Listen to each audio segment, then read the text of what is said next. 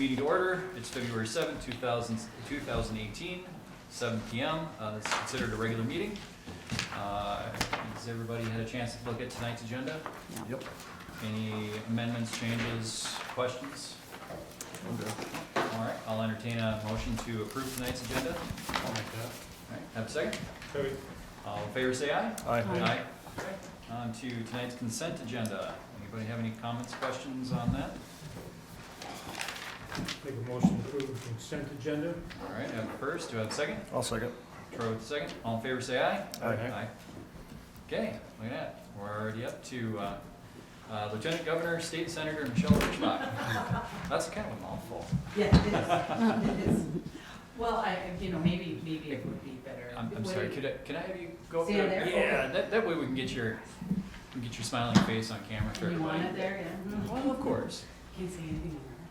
No, just kidding, just kidding. I have to wait till after the meeting. No, you will, but just in case there's questions or take notes. I guess I'll just, maybe give a little explanation since I know that there's lots of curiosity about what's going on. We did have a court hearing, well, and if you don't know, I ascended to the Lieutenant Governor's position January 3rd and am going to maintain my Senate seat because it's a temporary position and it's been done.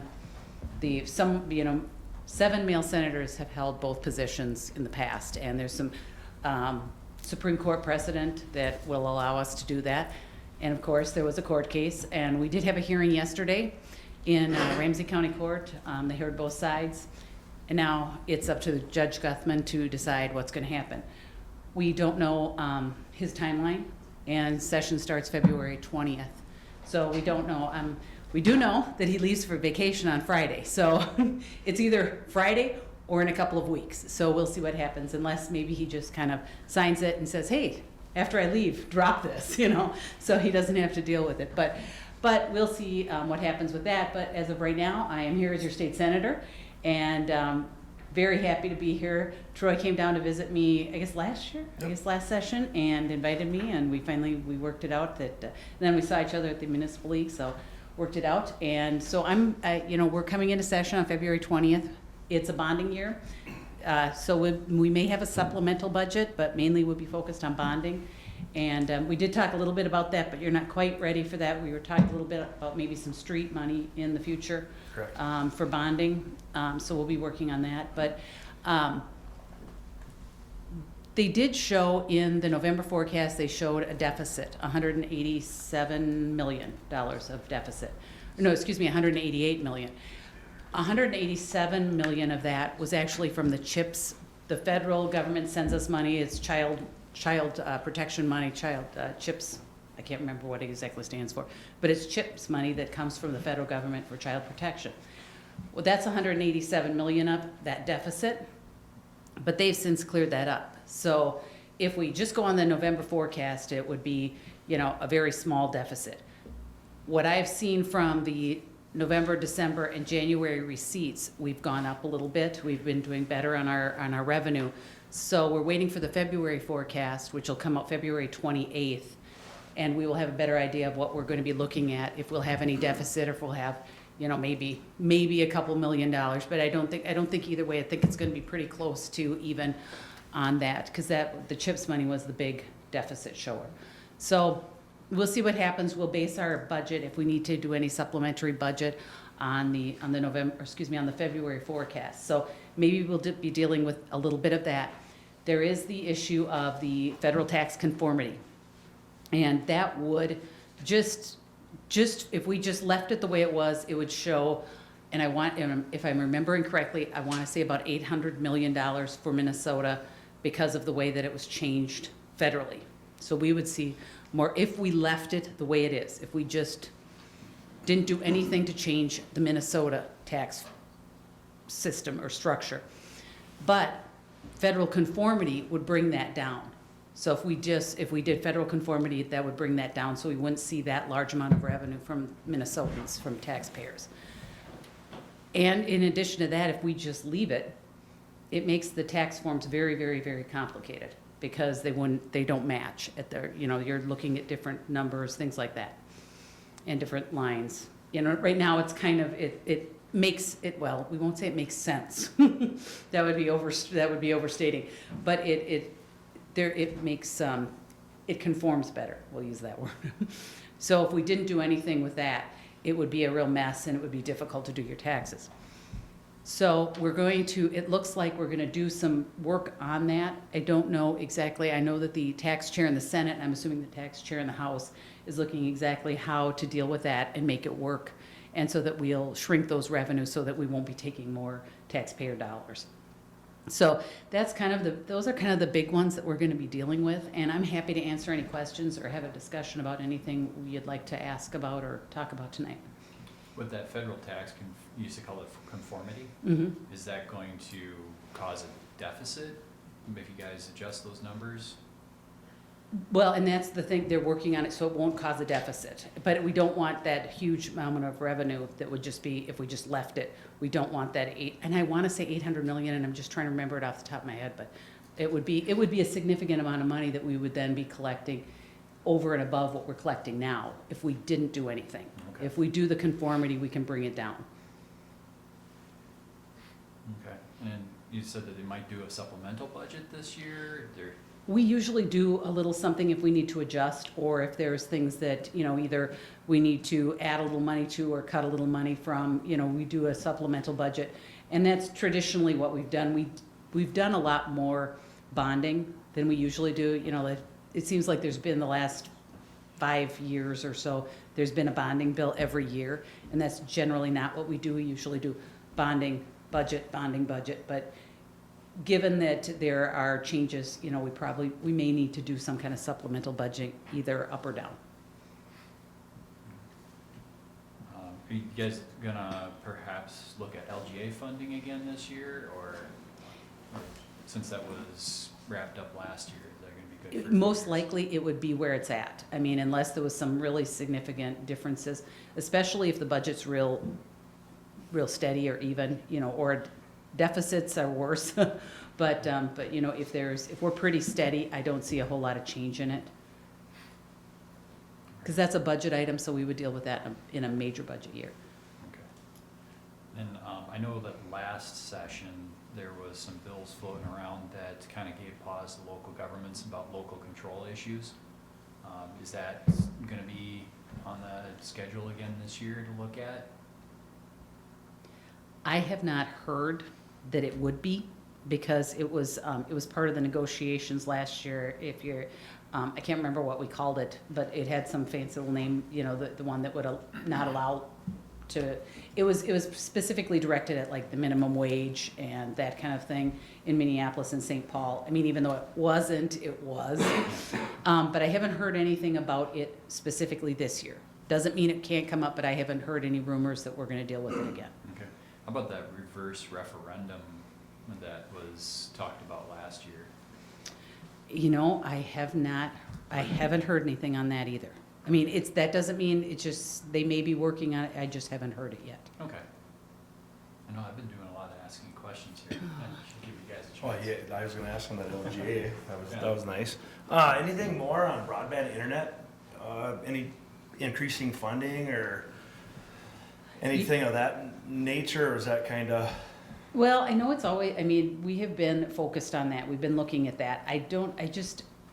Given that it's not a full budget year, I don't see a whole lot of movement on a lot of those. Unless we do, granted, there's probably gonna be discussion about whether or not we should do federal conformity, because then it would give us a whole lot of money to spend if we didn't do federal conformity.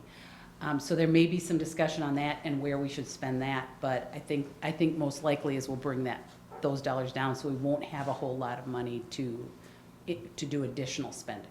Would there be any appetite of looking at how that criteria is set up? I know, we were looking at it and, I think 25 meg down was kind of like the benchmark of like, if you're well-served area, which this day and age, 25 meg down is getting to be pretty, it's getting to be kind of almost low tier compared to like other surrounding communities, larger communities like Twin Cities area, they can get up to over 100 megs, perhaps even some places probably can even get a gig.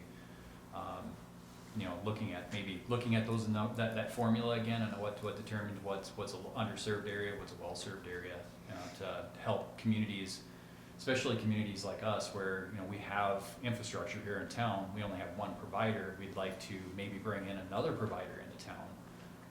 But considering that, you know, we're almost qualified as a well-served area, that grant funding that we get from the broadband program, we would qualify for. You know, let me find out a little more about it. Okay. Because I remember the formula was, you know, there was a lot of discussion regarding the formula. And let me see how the grants are going and if there would be additional dollar. I mean, if they've expended every penny, or, you know, how they would be doing that, and see if there's any discussion about it. And I can get back to you on that, because that's something I know, because I know it's been a big issue, and I know that there've been other areas that were wondering about things, the same kind of, like, we seem, you know, the level of underserved, you know, the things that they're using, the formula they're using for underserved doesn't seem to be making sense. So let me check on that and see and get back just to you. kind of give you an example is that, you know, we have 25 meg here in town, but you can only be so many blocks away from the central office downtown here. Yeah. You get outside that, you know, I think 4 or 5 block area, it drops way down from there. Okay, let me see what I can find out. I'll get back to you on that one, Okay. just to make sure that I get it right. Sure. You hit a lot of my topics, so you did well. You sit here and nod. Sometimes I make a mistake and try to become prepared. I appreciate Just one comment though, just want to say thank you so much for every time I've ever reached out to you. You've always been so gracious, your staff, taking the time and talking and coming out here tonight, so definitely appreciate it and thank you so much. Well, you're very welcome, and honestly, anytime. I mean, you just got to call, because I, you know, just get on the schedule, and I'm happy to come out and, you know, whatever questions you have, I will pretend to answer. No, I'm kidding. I wanted to see if you guys were listening. Yeah, the League of Minnesota Cities is doing their annual legislative conference again this year, and we'll probably swing in, at least say hi. Yeah, come by. That'd be great. And we'll, I know that there's quite a few invitations coming right now, because everybody's, you know, getting ready for session, so if there's one I've missed, let me know. But I think that, I think Brittany's my assistant's handling them pretty well right now, so. Any, All right. any run for governor this year? No, I got more than I can handle. All right, well, thank you so much for coming in. Yep, and if you don't mind, I'll hang around for a while. Yeah, feel free. All right, thanks. Thank you. Thank you. All right, and we'll go on to Eric Sorensen from Rensola Solar. Thank you. Good evening, everybody. My name's Eric. I'm from the Twin Cities, and I've been working in the solar communities for about 4 years now. Rensola is a global developer based out of Shanghai in the United States. We're based out of Fremont, and then we've got 4 members here in the Twin Cities area. They're a global developer, and they're heavily invested in the state of Minnesota economies. So our next projects are going to be near Winstead and near St. Cloud. These would be applicable projects for the city to consider. We recently completed projects in Dundas and Waterville, 5 megawatts each. And some of our subscribers there included the cities of New Auburn and Gibbon, the Mayo Clinic, the Metropolitan Council, and the city of Jordan. And I have a number of references within this proposal that pertain to that. So I'm not going to go through everything that my partner Ben gave you. I'm going to just do some of the highlights here. I know a couple of you had met with Geronimo a couple of years back, and I'll speak to that briefly too. So the opportunity here is 156,000 kilowatt hours, which is 88 kilowatts of subscription in the garden. That's estimated at 120% of the city's total annual usage. And Minnesota state law allows you to subscribe to more than what you use, so you can get additional bill credits by going green. Mona had provided us usage detail, so this is a pretty specific proposal. We're not guessing. We have your history, and we're basing it on that. The upfront cost, this is a big differentiator for community solar. There is no upfront cost. So versus putting solar on your city hall and doing a capital campaign or taking a loan out and having operation and maintenance expenses, you would be subscribing to a garden adjacent to you out in the country where we've leased land, most likely from a farmer. That's typically how this goes, and signed a long-term agreement to pay him or her for their land. So there's no upfront cost, no maintenance cost. The term is 25 years. This also aligns with the panel warranty. Tier 1 solar panels, and that's the industry standard for top of the line, which is the only one we use, they're warranted for 25 winters, and I think that's significant in our climate. So there's two options that we wanted to provide you in terms of a rate. And this is a rate that you would lock in for the duration of the contract. The first one is 12.1 cents per kilowatt hour with a 1% annual escalator. And I'll show you what that looks like in a bit. The second option mirrors what Geronimo, I assume, gave to you 2 years ago, because this is what they're typically out in the marketplace with. It's called a floating rate. It's a 1 cent discount, and as energy rates fluctuate or go up, it always just stays at 1 cent. So it's a very conservative benefit, but it's a consistent benefit. One of the concerns that many people voice about a 25-year plan is, they don't necessarily want to be locked in for that long of a period, and I know that was a concern here previously. Or they're afraid that technology is going to change so much. It's a little bit like cell phones and laptops. When do we upgrade, when do we get in? So the two things that I would say to those objections are that in the case of the 25-year contract, it does align with the panel warranty, so in my mind that makes sense. The second piece is, as the contract ages, it gains in value. Every time there's an XL rate increase, it gains in value, gains in value. So typically Xcel has been raising their rates about 3.3% annually. We use more conservative numbers just to be very, very conservative. PUC has already agreed to 10% increase over this and the next 3 years. So again, approximately 3% in 3 of the years and flat in 1 year.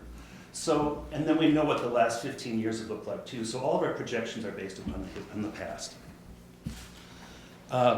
So the floating rate I mentioned is 1 cent. There's some additional details here on what the credits are, the applicable retail rate from Xcel. That actually just was increased for 2018 by about 1.8%. So the benefits stated here were to improve even more based upon the 2018 ARR. There's some assumptions that we've included in multiple places. At every table, the assumptions are there for your understanding. So the summary of the flat rate option over 25 years is $120,000 in savings. I think that's real money, with a net present value of $72,000. With the floating rate, again, that's a much more conservative program and probably looks similar to what you saw from Geronimo. That's a $36,000 savings, which is always a penny per kilowatt hour. So, and that never varies. Whereas with the fixed rate, the expectation is that, let's go to page 2. As the flat rate stays relatively flat with only the 1% escalator, He's got it, he's got it turned out. what's expected to happen with the flat rate is that that rate stays relatively flat. That's why it's a flat rate. But as Xcel increases their rates, the differential between those grows in value. And that separation between graph lines over the 25 years just gets bigger and bigger and bigger. Let's go on to page 3. So page 3 is the breakdown year by year of the cumulative benefit of $120,000. So in year 1, it's a fairly modest savings, but you are saving money even in year 1, $305. By the time we get to year 25, that's $10,000 you're saving that year alone. That's why I'm saying that the 25-year contract becomes more valuable as it ages. You see the value there grows year after year after year, so that by year 4 you're already saving $1,200 annually. By year 15 you're over $5,000 annually. So for planning purposes, I think this is helpful because these are conservative estimates as well. On page 4, there's the same detail provided for the floating option. And what you see here, if you look at year 1 versus year 25, it's just always that penny, so it's not that much different. In fact, it's a little bit lower just because we put in a 0.5% degradation of the system annually. So that's another one of our assumptions, and that's another industry standard. On page 5 are some of the references that I highlighted to you. And on page 6, just some more about us. We have over $1 billion in annual revenue. We're traded publicly on the New York Stock Exchange. We have site control of a number of other gardens in the Twin Cities, up in Chisago, Anoka counties. So we're heavily invested here and are going to be around for some time. The remaining page of the proposal gives more details for those who like to learn a lot about us, our partners, and things like that. Some of our fields, we show some of those as well. Some of this stuff is dated, like the Waterville project. This is when this proposal was provided to you in August. The Waterville project is now built, and you can go down there and see it, whereas we're showing here just some farmland. So both the Waterville and Dundas, we sold them out in August, September, and then we've built them now and are waiting interconnection approval with them. So, what questions can I answer? How many acres did you take, farming land did you take out of production? Well, it depends on the size of the garden, but it can be several hundred acres. So with the size of project you're looking at for us, how many acres do you anticipate would be needed?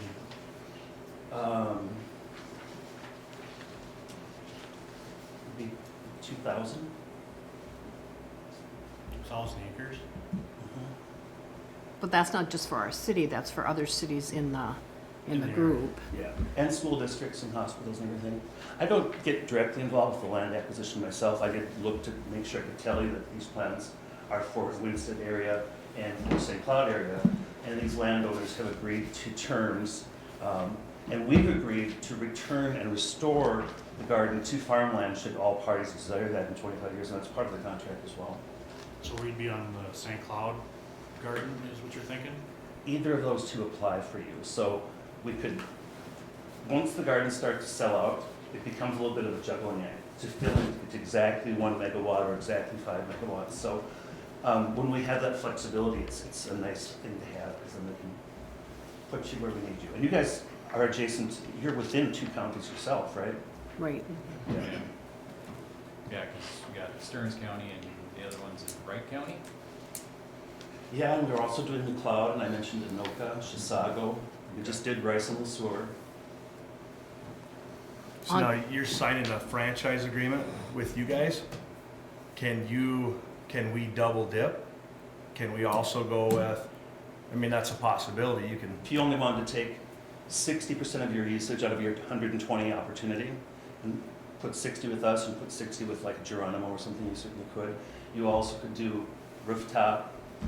There's solar wind combo programs that are in Excel right now where you pay a premium, but you're getting LEED certified and stuff like that. I talked with a city administrator at Oak Park Heights. I'm actually meeting with him tomorrow.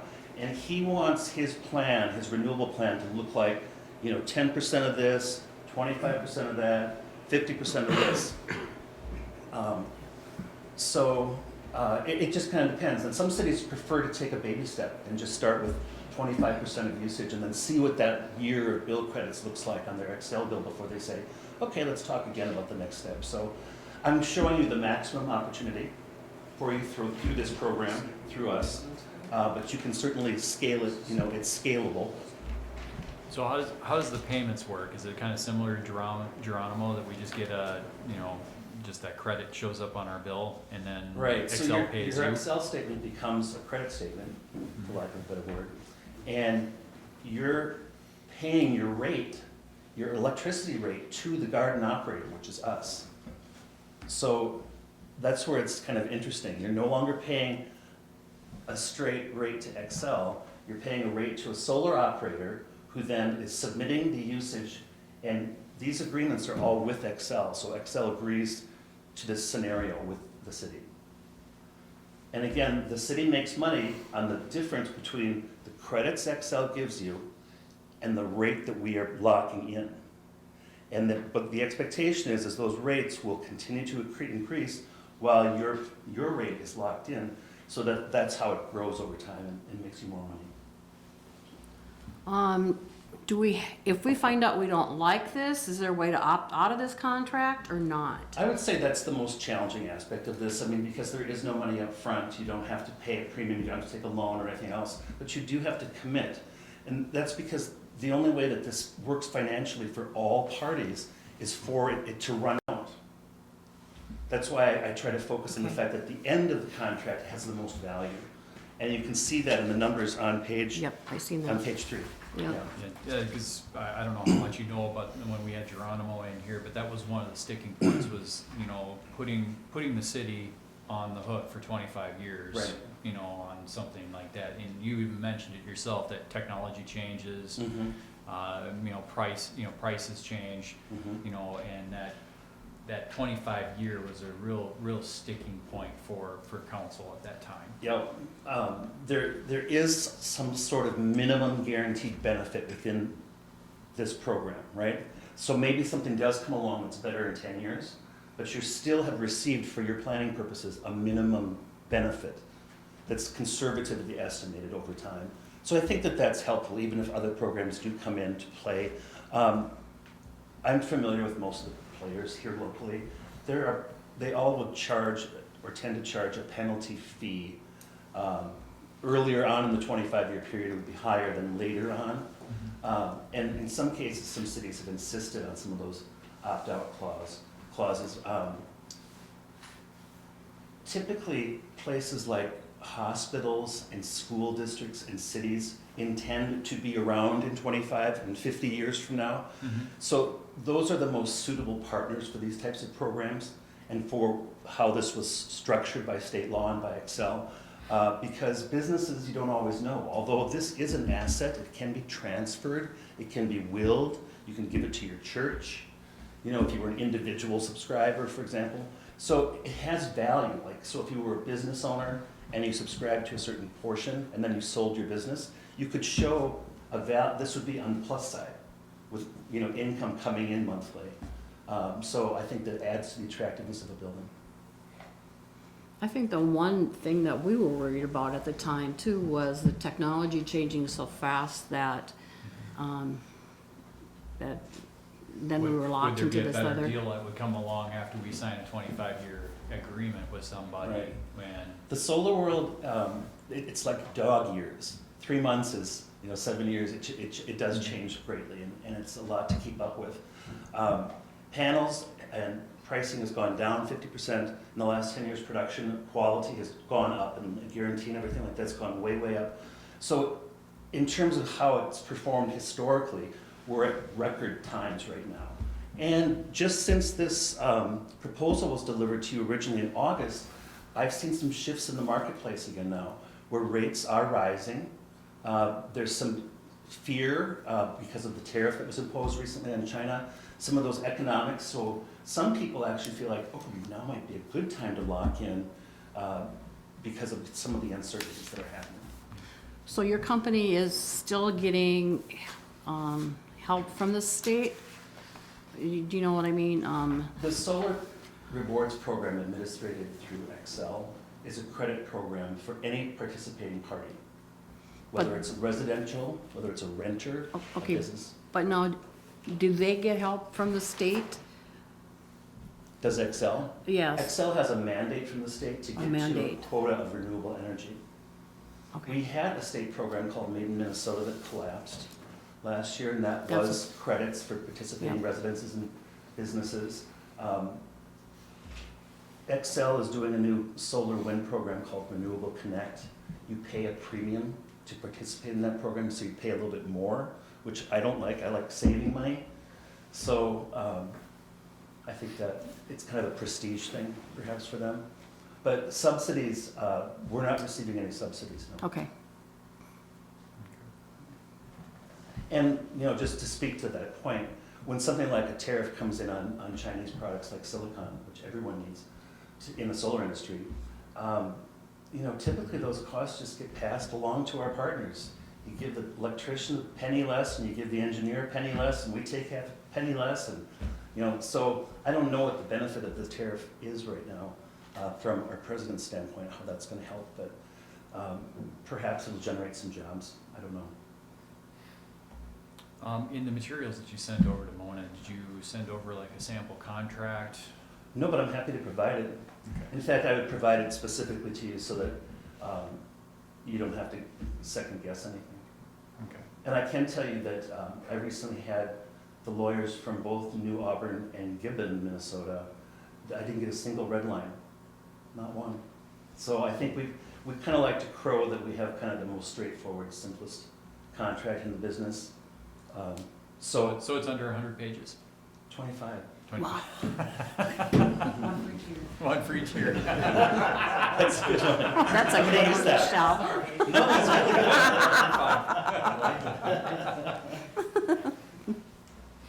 Alright, any other questions?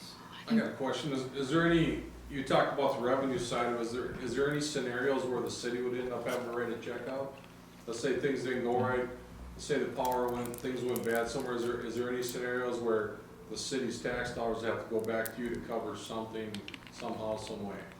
Nothing that relates to operation and ownership or maintenance, because we are the owners, so we have all the responsibility for warranties and equipment and all those sorts of things. The only doomsday scenario would be if Xcel's energy rates went down year over year over year. At some point, your extra revenue would flatten out and could potentially go underwater if it continued to go down year over year. What we've seen is that just hasn't happened. Right. And what we know for the next 4 years is it's not going to. So I can't, fully predict what 25 years looks like from now, but I can conservatively predict it based upon historical trend. So if they're under, then the city would have to pay the difference though, is that what you're saying? Yep. That's definitely something to think about. How long have you been running this program with cities? So this became law under Governor Dayton in 2013, and then it was hung up with Xcel and the PUC until last year, really. So it really exploded last year. The Star Tribune reported today that solar job growth in the state was #2 in the country at 50%. We added 50% more solar jobs this year. So it's the credit to these programs under the Solar Jobs Act, like Community Solar now.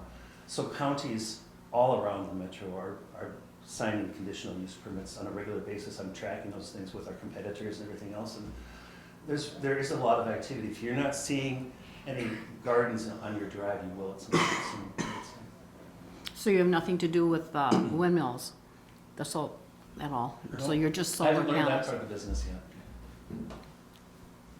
Okay. Alright, anything I else? don't have anything to do. I'm just definitely interested in it. I'm just Yeah, kind of. we're interested. I'd like to look over your sample contract. Just, Very good. Take a look at that. Thanks so much for seeing me tonight. Yeah. and Thank you we'll- for coming. We'll get back in touch with you. Okay, thank you very much. Thank you. Thanks you. for coming in. Okay, all right, so we are now up to our rental ordinance compliance report. Brian?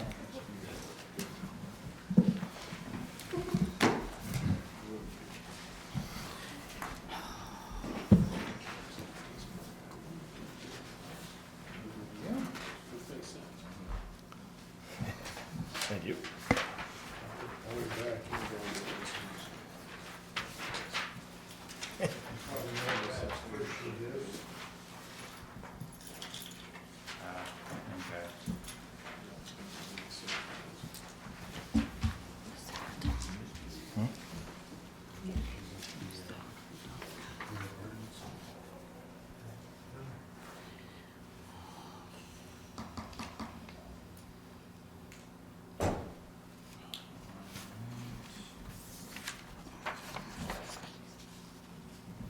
All right, so how things going, Brian? You want me to, I'll start real quick with the zoning stuff. We do have a new house. I haven't gotten everybody together yet. I'm just hoping, they're gone for the winter, correct? So I'm just hoping that we get something else in the near future here, so we don't have to join, get together just for one thing. So, this month we'll have a meeting on that, on the new house, and also we're gonna have I've talked to, the Schmidt, the project on Schmidt's property. You can actually call it by its name now. Can we actually call it? You can actually, yeah, we okay. might as well. The Dollar General, okay. First Talk- secret email. Talked to him, and for a while there, we were fearing that we'd have to have a special meeting to change the ordinance. He needed to get a variance for the backside of that property, but fortunately, when we did Jack's gas station, we changed that ordinance, so it's 10 feet set back in the back, so we're good by a foot, so no more worries there, so everything's moving ahead on that project, and that's all I have for zoning. Now, the rental stuff, not a whole lot to report. Les paid his money. We do have a problem with Les's property next to the old Mike Standard gas station, and that's the zoning issue with, once it goes to commercial, to business, it's not supposed, according to our ordinance, it's not supposed to go back to residential. Is that the old, Bridge Realty? Yes, Okay. and it kind of slipped in under the radar, so I don't know what, if anything, you want to do about that. I'm gonna leave it up to you guys to make that decision. Is there somebody living in there now? Yes, he's rented it out.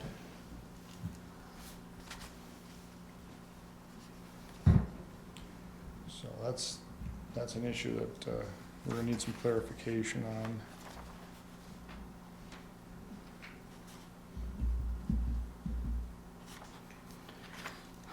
And how's our good buddy PV doing? I sent out certified letters. Getzko's are here. PV, haven't heard a word from him in the last month, since I sent out the letter. I did hear back from Doug Rulin via a non-response, so it got sent back.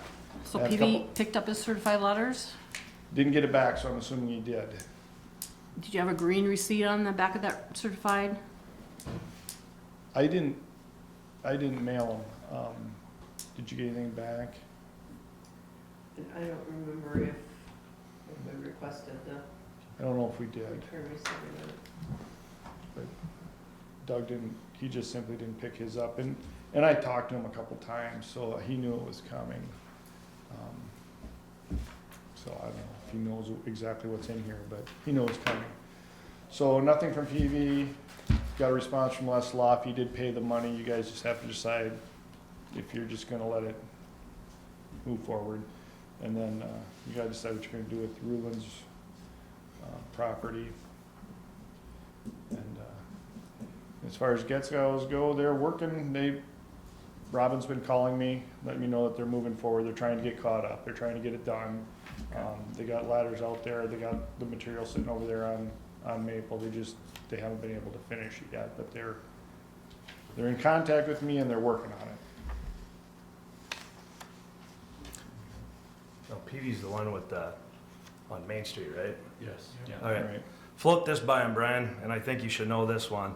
Minnesota statute 463.16. Float that by him once, see if we can get some attention. Because we're done with this issue with him. This has been going on, and since I've been on council, we're done with it. So go 463.16. You'll find out it's, I'll comment on it here. It's repair or remove hazardous property condition, and this falls perfectly for him. The governing body of any municipality may order the owner of any hazardous building or property within the municipality to correct or remove the hazardous condition of the building or property, or to raise or remove the building. That's statute 463.16. Now, by definition, what are we talking about? And that's subdivision 3 on 463.15, which states a hazardous building or hazardous property. It means any building or property which, because of an inadequate maintenance, dilapidation, physical damage, unsanitary condition, or the big one is it constitutes a fire hazard or a hazard to the public safety, which that strictly is.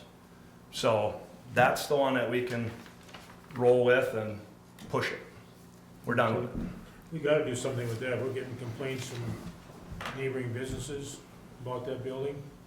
Do you want me to talk to the fire marshal then and have the fire marshal come in and do an inspection? I would talk to Adam and see what we can, because we're done with this. Or just talk to, We keep going in circles. This is it. right, And there's your out right there.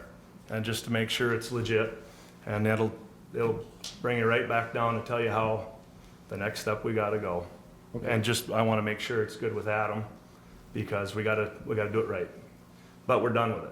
Okay. I think he's the same one that said, what's the council gonna do? There it is. That's it. okay, We gotta be done with it. We're wasting time, wasting my time, wasting everybody else's here. This is not a joke anymore. So we gotta take the bull by the horns, and that's why we do these ordinances. And sometimes you gotta be tough, so. do you want me to, when I talk to him, to have him send him we're at a point now where the attorney. How many times you gotta keep sending stuff? How many times are we gonna play this game? You know, in my opinion, we're done with it. Right, if I'm gonna take legal action, though, I guess what I'm asking for is permission to spend city money on the attorney to move forward. Well, I think we almost have to look at, we have to make sure we're doing this correctly. And if that falls under that, I mean, I don't see why we have a problem, but I guess it's up to the council too. It's just my opinion. No, I am actually in agreement with Troy on this. You know, by the way, nice work on that. I got free time. Otherwise I gotta do dishes.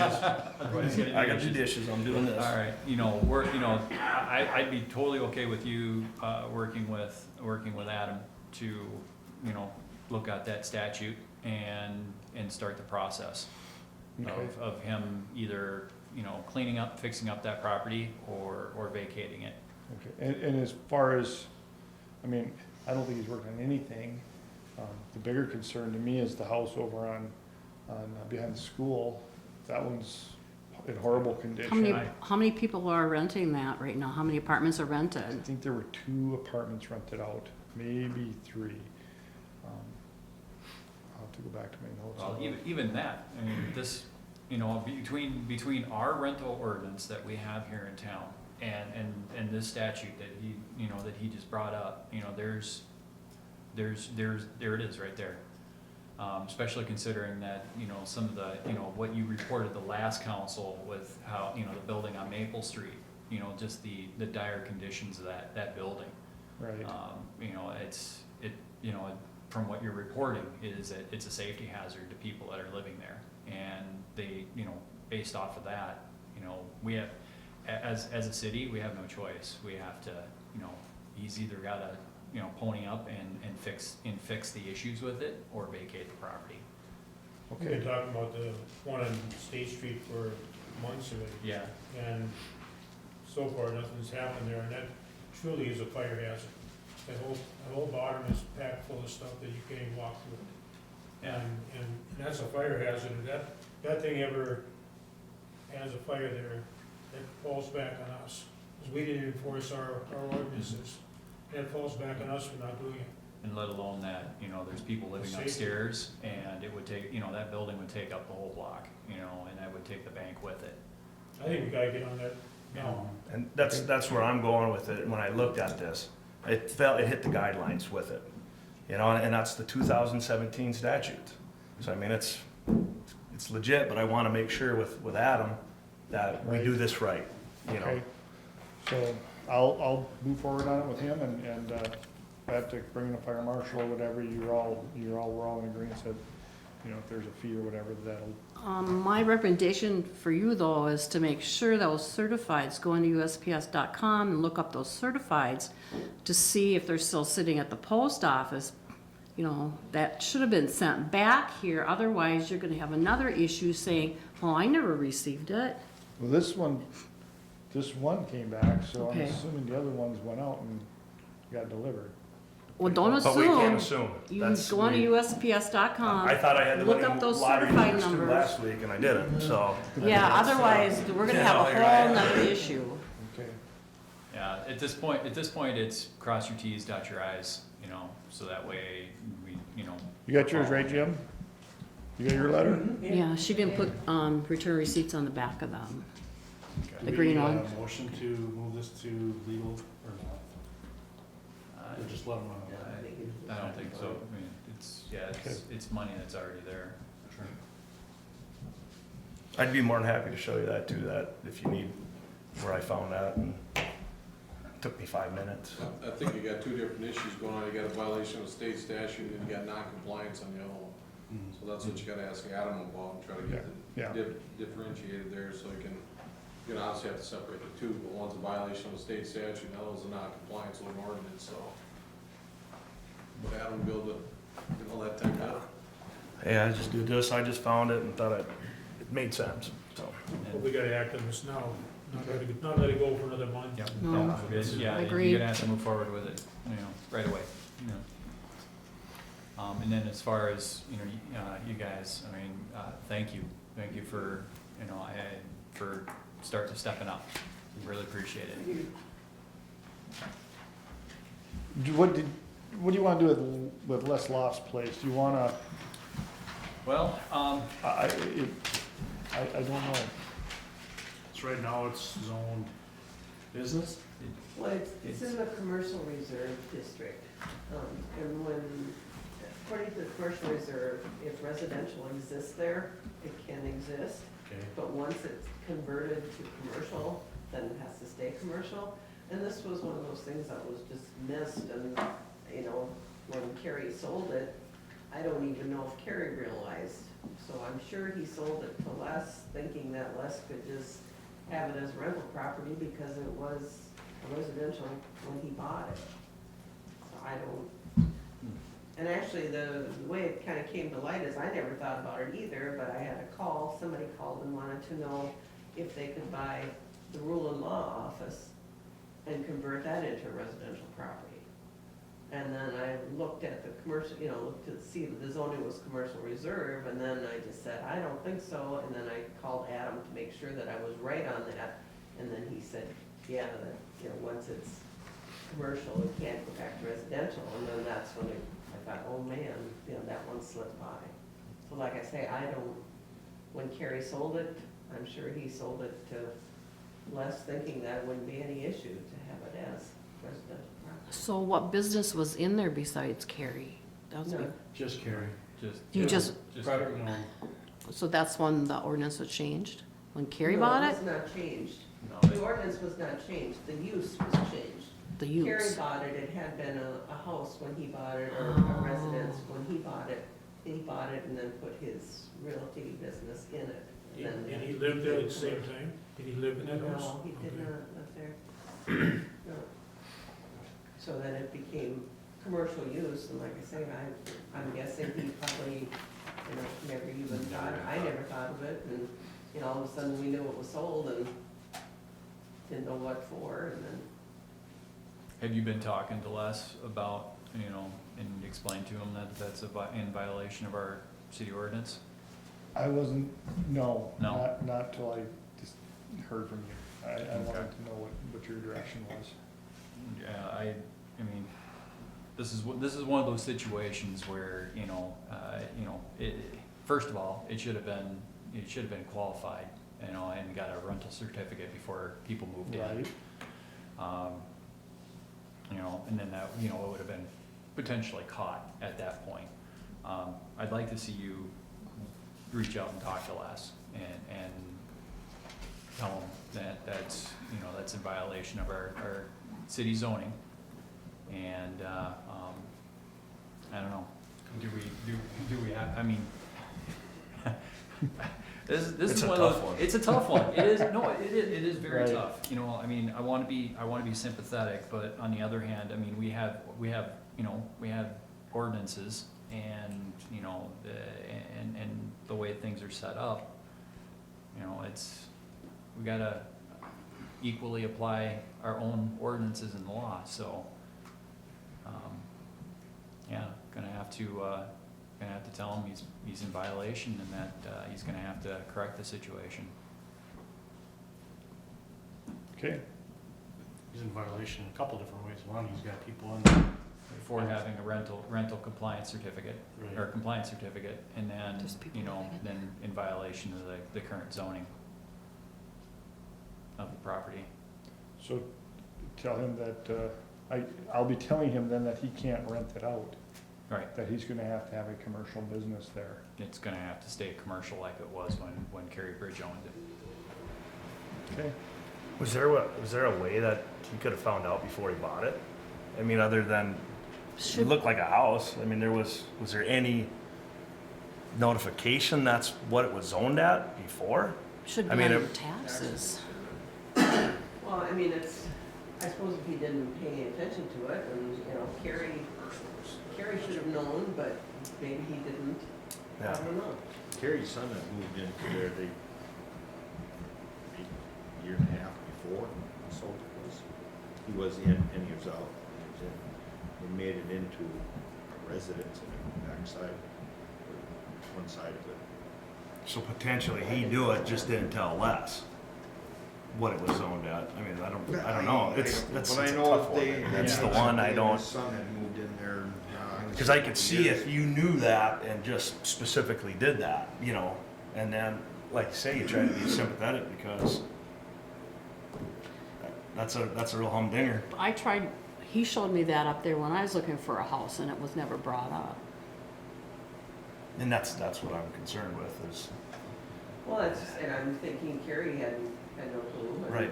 You know, he just decided he was gonna sell it and probably told people, well, yeah, you can use it because it had been used before he bought it, it was a residence. and the way it's stated, that cannot be turned back into residential, right? Once, yeah. Once it's commercial, it Yeah. can't go back. Right. Could he come back and apply for a conditional use permit? That's a question. That's a good one. I think that maybe you better check with the city attorney City attorney on that one? I mean, you'd have to, I mean, conditional use permits, That's a touchy one too. Yeah, okay. Yeah. Alright. I'm just trying to figure out something that, Because I mean, just to be honest, and I don't know Les personally, it's not, I just kind of hate to throw him to the wolves. You know, if, I would be ticked if I bought a house and somebody pulled that to me, you know, and all of a sudden I'm renting it out and that you're getting thrown all this stuff when it could have been a simple, it's not simple, don't get me wrong. He may not have bought it at all. Right, that could have been the other thing. I mean, it's, I don't know. yeah, it's a tough one because, you know, it didn't get caught right away and, you know, we probably would. And the other thing is, I mean, if it was a real high demand for commercial, but, you know, Yeah. But then again, if you would went through the process of getting his certification for rental, it probably may have gotten caught. I mean, if we went through the whole process of him getting the certification, got the certification, rented out, and then we found out, well, that's That on would be us. totally on us. Yeah, then it's a different But scenario. he rented it out before he got his certification. So that's, in my mind, on him. For renting out before he had everything signed and certified. And we better check with Adam on that one. Yeah. I That's think just, so. Here, you and Adam are gonna get a little more acquainted here. Yes. Okay, and then lastly, the apartment, Douglas Apartments. You want me to do the same thing? You want me to talk to Adam on that and move forward on that one as well? Yep, move forward on that one. Okay. that's Has all I Randy got. Hess paid that $100 fee? What's that? it doesn't look like it. Randy Hess paid hasn't, $100 yet? well, then that's another issue. I asked Mona that tonight. She looked busy, so I didn't press her on it, but I'll I find. don't know if he paid Darla or not. I couldn't answer the question. He asked Okay. me right before the meeting. I got a text from him, and I won't repeat his text, but he clearly forgot about it last time I reminded him, so he'll pay it. I'll just have to catch him again. Okay. And how Alright. about that William Hyden? That's the Maple, that's Jim and Robin's one. Oh, that's, in you Maple. guys, you're working on that, okay.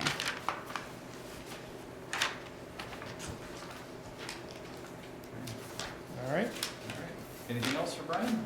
Well, I think the fire department will be still accomplished if you look at this. I believe, am I correct?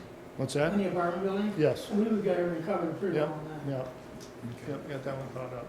Because you guys are just redoing that one apartment, right, that person just moved out of? Yeah, she was there for like 20 years. Yeah, and you had some major Wall painting above and, yellow was, yeah.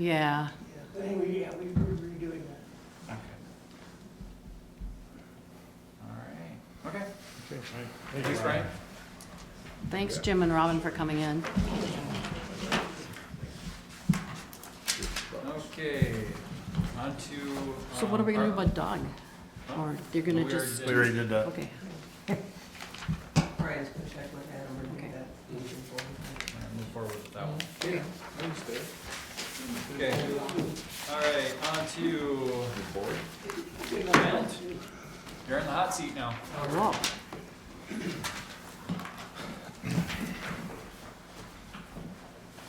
Okay, I wanted to bring you guys up to speed on where we're at with the design of the 2018 reconstruction project. We're through most of the design already, met with Public Works a couple times over the last couple months and kind of just kept proceeding through it. A couple things I wanted to bring to your attention. When we redesign streets, we generally like to recenter them in the right-of-way if they're not. And you may note that both Cosert and Church, if you look west, I'm sorry, not Church, Central and Cosert, if you look west of Church Street, those streets they're kind of offset to the north side of the right-of-way. So when we build the new street, we usually take the curbs and turn the corners, point them west, so when we someday reconstruct those streets, then we can hook on and continue that curb alignment. So when this thing is all said and done, when it's built, that intersection, if you're standing in Church Street and looking west, you will feel like you're offset to the south a little bit from where the existing road is further west. So that's by design, that's intended, so that the street can be recentered someday, going west from there. Any questions on that? Is that going to cause any right-of-way issues? No, we've got 66 feet of right-of-way there. Okay. Going west, we're planning to have a 36-foot wide street going west from Church Street on both Central and Cosert. As far as the central alignment works out, coming from the highway, the curb lines will more or less line up with what's across the other side by the Valley Inn, Lost and Found, so we can perpetuate the parking by the lumberyard and even the drive-over type parking to Joni's and the Arbig building. Once we cross the alley, then that north curb line will generally stay on the same line, and that south curb will veer south 8 feet over the length of about 70 feet, so it'll actually taper south, and then we achieve a 40-foot street width for the west half of that block by the park. So that 40 feet then is centered in the right-of-way, but it sort of narrows up and shifts north on the east half of the block. So there's that. I know when we were talking about the preliminary report, we talked about street widths, particularly on Cosert, trying to maintain the street width that's there today. And that's the second page shows a 52-foot wide street design. That would more or less match what's out there now. In order to do that, we would end up with basically 5-foot sidewalks next to this building here, and the whole north side of the street would have a 5-foot sidewalk behind it. It gets to be about 7 feet wide here by City Hall, and the old fire hall here, just because these buildings are set back a little more than that, the building to the east of the alley. What happens then, and when we reconstruct sidewalks, we need to be compliant with the Americans with Disabilities Act, ADA. So we need to have these sidewalks come up and meet all the door thresholds, and then get down at the alley so the drainage works right, meet the thresholds at City Hall, get down again between the buildings here, and then back up to hit those doorways. So our sidewalk is kind of doing this with a 52-foot street design. What we would like to do is build a 48-foot wide street, and then we still have our 5-foot sidewalk, and then between 5-foot sidewalk and the curb will be, we can have some concrete that can sort of vary in slope, a lot similar to what we did on the highway. That will result in a much smoother profile, let's call it, on your curbs. Your curbs can kind of do what they need to do instead of chasing that sidewalk up and down, because your sidewalk has to be 2% or flatter, you know, as you're walking down the sidewalk. It also, a 48-foot wide street will better fit a handicap accessible ramp in front of City Hall here.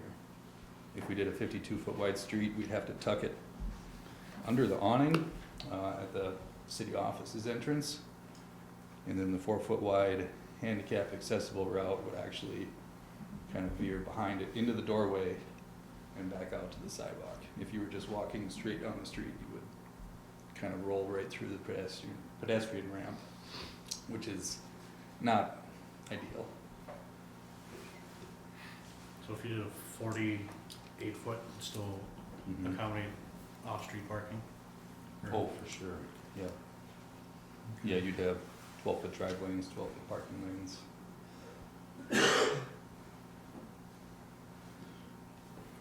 And I think you'll be happier with the finished product.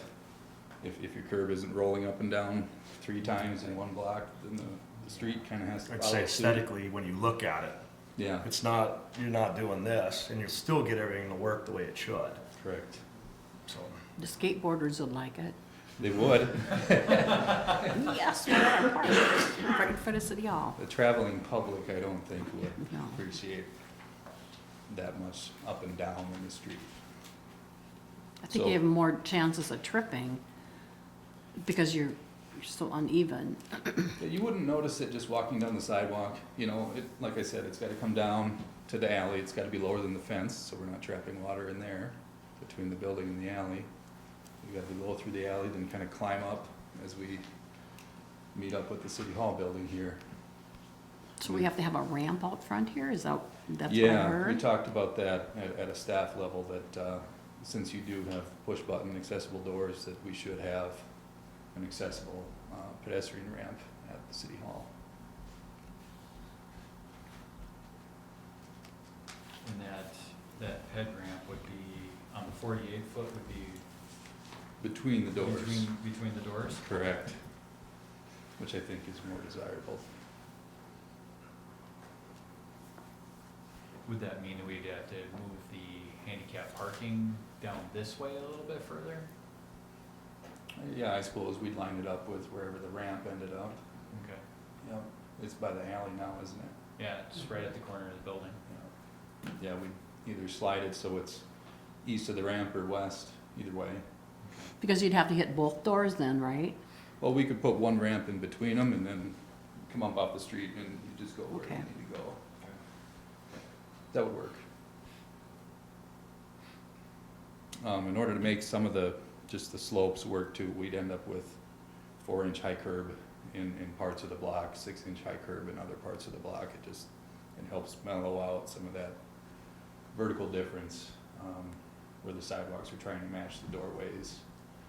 And then going down to 0 height curb at the alleys, things like that. It mellows that vertical difference out.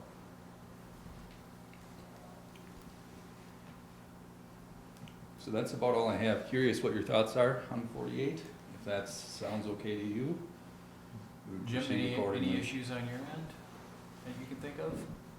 No, the best thing I think is getting that, these doors are to the north, the ice forms on this side. The less of the slope, the better for us. Mhm. If it was to the south, it'd be different, the sun would. Keep the ice The down. sun hits it and it melts it faster. I personally like the 48 better. Yeah, I do too. Still gives us plenty of room for parking and stuff. Oh, yeah, Yeah. yeah, by far. I just think at the end, the better product is the Yeah. 48. I think so. Just from personal experience doing this stuff, I Okay. like the 48 better. Jim's good I with it? don't like all the sidewalk, but that's just. Yeah. Just like that. Well, you'll retire soon and don't have to worry about it. Okay. It's okay. He's no, He isn't gonna retire? I gotta sign off on all the retirements and that's canceled for this year. I was waiting for Mona to say something. thinking. You go for it, Go for it, you're Just itching. one more thing, schedule. Obviously, we're not proceeding in any formal manner tonight, but I was planning to bring a resolution for you to consider at the March council meeting, approving the plans and specs and authorizing advertising for bids. And then you have about 3 weeks following that, where you have to publish the ad. You have 3 weeks after that. The earliest possible bid opening date we could look at would be March 30th. Your next council meeting is on the 4th. I guess I would recommend, if we can, opening preferably on a Tuesday, but Monday if necessary, 2nd or the 3rd, opening bids. And that would give us a little bit of time prior to the council meeting to make sure the bids are in order and do the necessary evaluations then. So that's the tentative schedule right now. Okay. And you'll have like the full layout of how everything's gonna look by March then, March meeting? Is that something you would wanna see at a council level, sort of just plan view layouts of things? I would, I don't know, would that be beneficial to you guys? Okay, I know what you're talking about, I guess, I mean, yeah, it'd be nice, but I get it, unless Jim wants it, but I mean, I'm okay with what I've seen so far of I'll it. take It makes up a sense lot to of me. Just, No, I mean, it's another thing, just wanna make sure everybody's understanding when we're lining these streets up, it's gonna look odd until we move west. But it's the thing to do now, if we're gonna make it straight, do it now. Mhm. Is that something we could do via email? Yeah, you can send Kind it of a over. review plan set? Yeah. Let's do that. For me, I like pictures. I'm with you. Uh, I'm with you, man, I still gotta get my packet in paper form. Comments from the peanut gallery? No. So the earlier we're getting, to get to these bids, hopefully we'll get a better rate, right? Yeah. Than waiting till later in the year? Yeah, if you're bidding in March, you're still plenty early. There's lots of bidding going on yet. So, as far as scheduling, and I know this is gonna come up at some point, are we looking at, and this is for both you guys, are we looking at trying to do this all before Valley Days or after Valley Days? That is After. a question we've kicked around. We're thinking right after, Right after. And Valley Try to Days? squeeze it in before Valley Days, start getting get started. when the street start fence getting some closes many up, projects. we'll start. Okay. May days, we Yeah. have problems. And then is that going to, cause it's gonna be later in the year, does that mean that we're gonna, the price is gonna, It shouldn't. that Honestly, shouldn't matter too much? If we're bidding now and we're doing construction in July, August, it really shouldn't matter, I wouldn't think.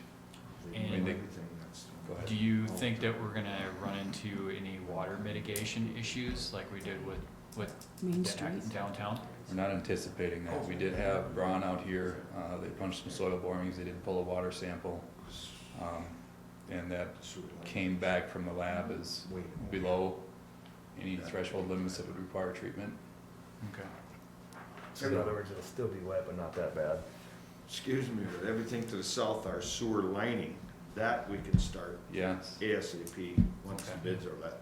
yep, that could Anything happen. that way. Just the actual street stuff You around know, here. when they come, they're gonna take all the tar, they're gonna mill it all, they're not gonna just mill part of it, plus this is our state highway access during Valley Days, so I almost gotta wait for it. Okay. And plus, fire department don't wanna have their beer stands and all their bingo all on gravel. It's not a good idea. Wouldn't it be easier cleanup? It's true. It would be. Just get out the. Just you know, walk Bobcat away. and- You can do backhoe rides and it'd be kinda fun, There you actually. go. Yeah. Beer garden backhoe. We can do live demonstrations of what their sewer system looks like. You guys. Oh my Throwing god. Ideas. I think a light plant, we can have some fun. All right, any other questions for Kent? I don't know. All right, thanks. Thanks, Ken. Yeah, thanks, Kent. All right, on to correspondence, Stearns County Attorney, 2017 Annual Prosecution Report.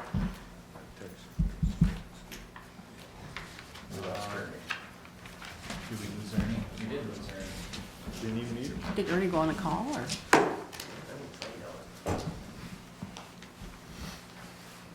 just because he was telling us. Here you go. That wouldn't surprise me. Gotta keep things interesting.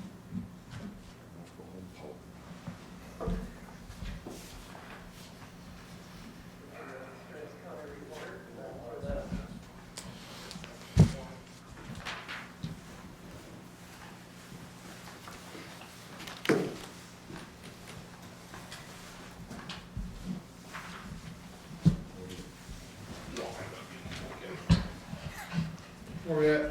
We are on the Stearns County Annual Prosecution Report.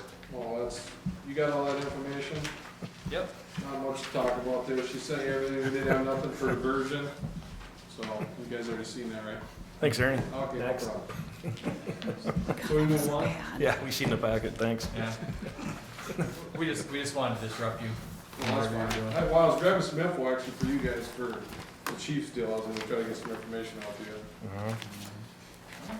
you. All right, so Sorry. on to alcohol compliance check. Okay, you see in your packet where we had a violation? Everybody see that? So the council's got to decide, usually, I think when we last had a violation, I think the council did the civil penalty of $250 for the first violation.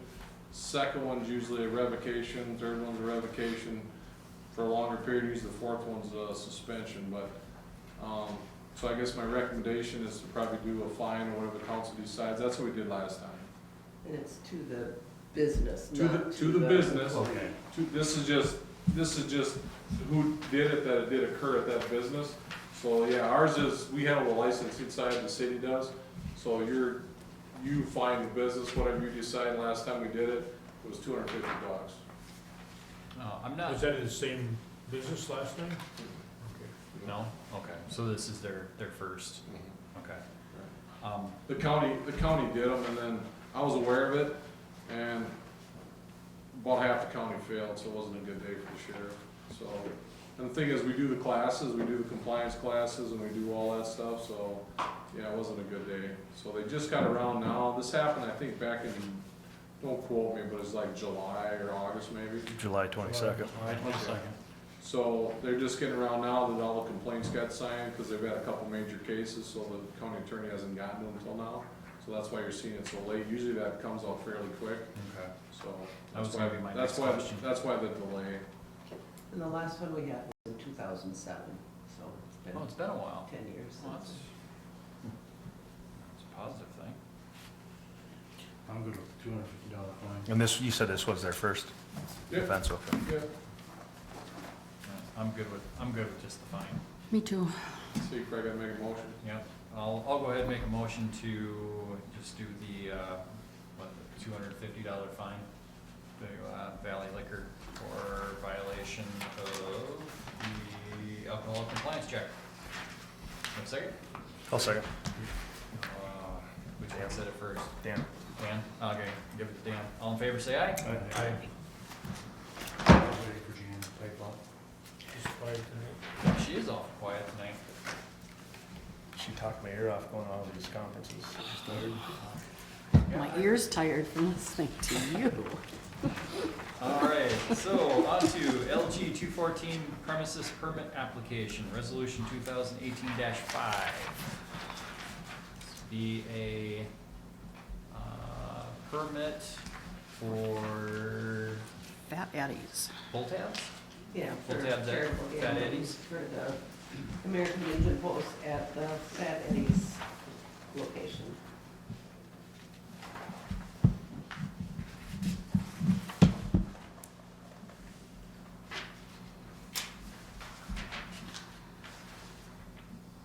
Paid their fee. There is no fee that that's comes to us anyway. All right. Maybe That's to the the state state it fee. might come, but Is, nothing for us. is there going to be an issue with this at all? Because on the permit application, it says Fat Eddie's hour of pour decisions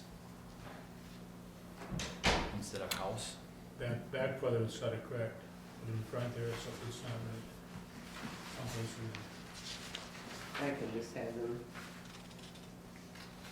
correct, right? Yeah, I did. The resolution is right, this one is wrong. The This one's resolution's wrong. right, but the Yep. actual Yeah, gambling I'll permits. just- If they did the application, so I'll just make sure that they, I'll just mention to them that they need to. just so that when they send it into the state, you know, that it doesn't get kicked back on. Yeah. All right, any other questions? All right, I'll make a motion to approve resolution 2018-5, approving the charitable gambling permit for Fat Eddie's House of Poor Decisions. Second. All in favor? Aye. Come on, Jan, keep moving. Want to warm me up tonight? All right, next, transfer funds and close out 2013 street utility bond. I like how that's phrased. Close out for sure. Okay, there was still a balance of 1,892.66 to the negative for our Highway 22 project fund. And before we had transferred money from the 2003 street utility bond, which we had paid off early, and there were still some funds left in there. We had transferred what we put at that time. Since then, we've had more revenue come in from tax delinquent payments and things like that. So right now, there is a balance in the 2003 street and utility bond of $4,469.94. We've got a deficit of $1,892.66 in the Highway 22 project fund. So I would just ask that the council consider transferring $1,892.66 from that 2003 street and utility bond to the Highway 22 project. And then we can also close out that 2003 street and utility bond to, it can go either general fund or you could go somewhere else. I don't know, there might be a little bit more coming in, but probably not a lot of dollars. It would depend upon how many delinquent tax payments and assessments there are out there. Probably not too many, but it'd be roughly, right now it's $2,577.28. And I was gonna just run it by you. I don't know if you would want to close that out to the capital improvement project fund that you have, which basically is a fund that you have set up where you put money and then can use it for capital projects throughout the city, whether it be buildings or things like that. You could either close it to that, or you could just close it to the general fund, but maybe you want to try to get some money in that capital project fund too. I'd almost like to see it go to the capital Yeah. project fund, just because, I mean, I'd like to see something done with the community center with the floor, since we got a generous offer for labor. So I mean, kinda, Well, when you're talking capital improvement for plan, are you talking about the street plan, or? No, we have an actual fund, that's a capital that's right. improvement fund. That's Yeah. right. And then we've used it for like building, you know, if there's improvements that you need on, pretty much it's been used for government buildings. So it can be used for any capital project that you know.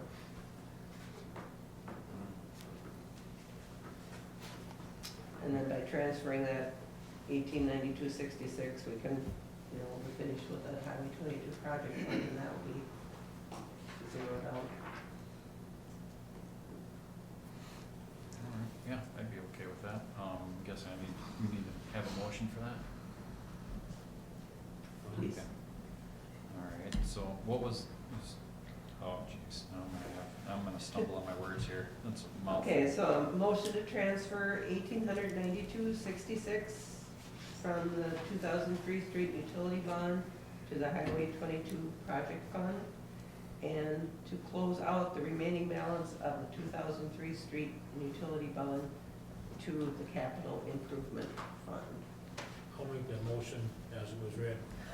I will second that Yes. motion. All right, have a second. All in favor, say aye. Aye. Any opposed? Nope. All right. All right, thank you. Okay, now on to annual meeting and contract renewal for fire and rescue protection. Okay, and Chad is here too as the new chief of the fire department. Welcome. Thank you. I guess just to cover the annual meeting, if everybody's okay to schedule it for the 21st of February, if that works. 2 weeks from tonight. And then, it is time for contract renewals, and I don't know that you'd wanna, if there's any desire to change anything in the contracts, I think you're, I don't know. I don't recall, yeah, I don't think we have to change anything in that really. Yeah. You mean with townships? Is that what you're talking about? Mhm. With the agreement, Right, yeah. so I just gave you a copy of the existing contract, and I would think too, I don't know that there's a need to do any changing. We haven't, it's the same townships as before, we haven't added anything. Right, yeah. Yeah, covering the same area. We meet at 7 o'clock Mhm. at the fire hall, right? At Fire Hall, yeah. Yeah, I don't see any reason to change it.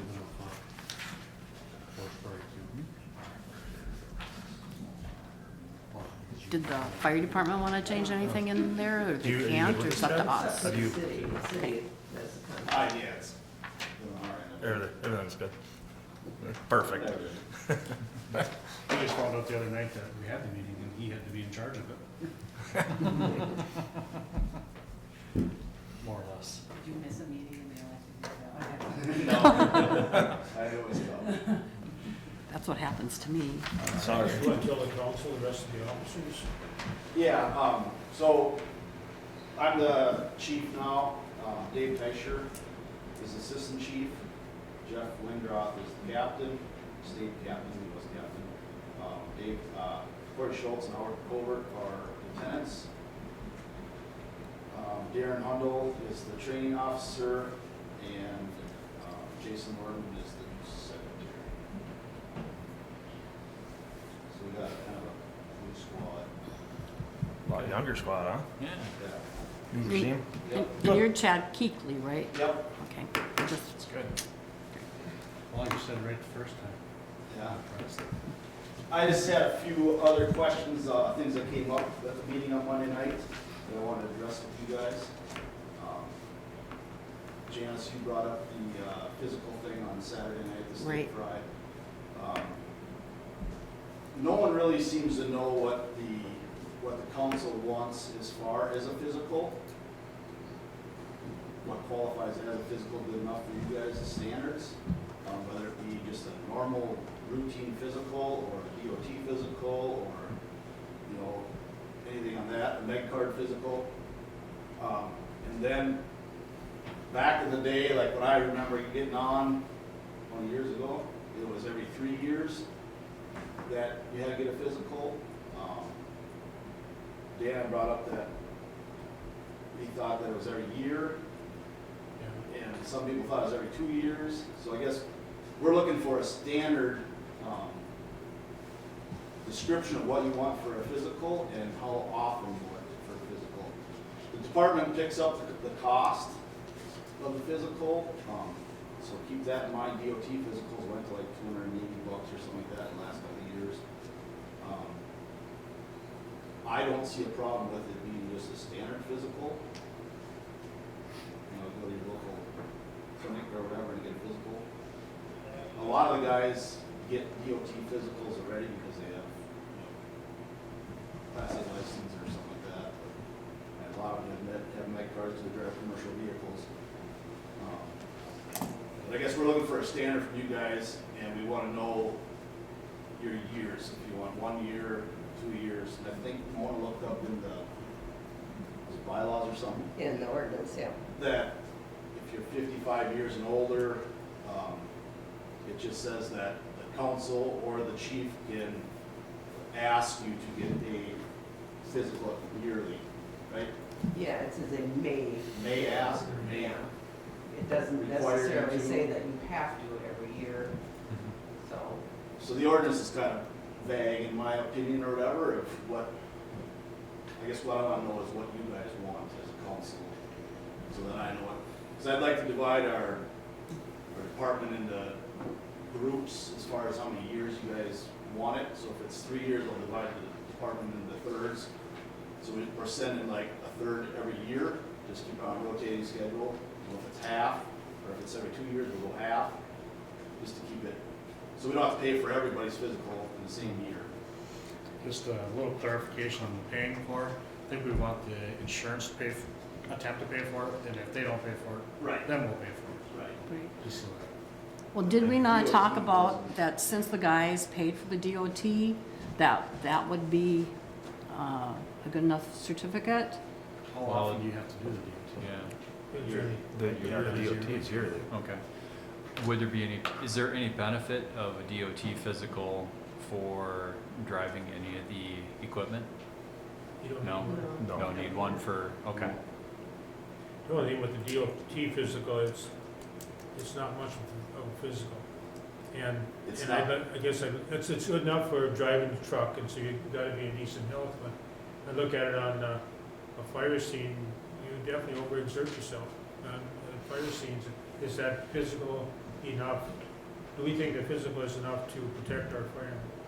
Or, That's a good or point. should we be requiring pulmonary and whatever else every so many years, or whatever, I'm not sure what We it used to have a should be. pulmonary test right at the hall. We don't do that anymore. Right, we've had it for quite a while. Back when I was chief,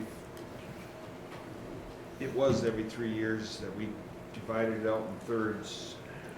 And somehow it started getting changed of them. People were taking advantage of it and we were getting $400, $500, $600 bills. Back then, the city paid for it before it went back to the insurance, if I recall. And some of these people were really taking advantage of it, and from there, it just kind of went away. Everybody got, whoa, that's a little expensive. Like Chad is talking of a standard. Well, what's a standard? As we age, there's more to a physical, I guess you should say. Well, in the ordinance, it says, such report shall contain a statement whether or not, in such doctor's opinion, there is any evidence of, well, let's see if I can pronounce all this, myocarditis, coronary sclerosis, or pneumonia, or its equal in the candidate at the time. With that said, if anybody has gone through a DOT physical, maybe you have, Chad, I don't know, that stuff's not checked. No, no. So we're looking, My so, DOT physicals are nothing more than Been just normal, going to your local clinic and. I Yeah. agree. you're just getting an endorsement, added to it, right? Right. We basically make it sure you can see and pee in a cup when you're done. Right, it's If I remember pretty right. minimal. Yep. Then it sounds like we can pretty much knock DOT physical off the list then. I just think you're So- paying a lot for. the For same very physical. little. Physical. Yeah. Normal physical, you probably get for $80 or whatever. Office calls are like $185 alone. Are they not? Well, DOT physicals, they'll run from $75 on up, Okay. depends on where you go. Go to a chiropractor, $75, you can get them done. But you go to a regular doctor, it's $160, $200, $250, and that is not covered by insurance. The DOT physical is not covered by insurance. And then in that saying, in my opinion, what's a chiropractor doing giving a physical?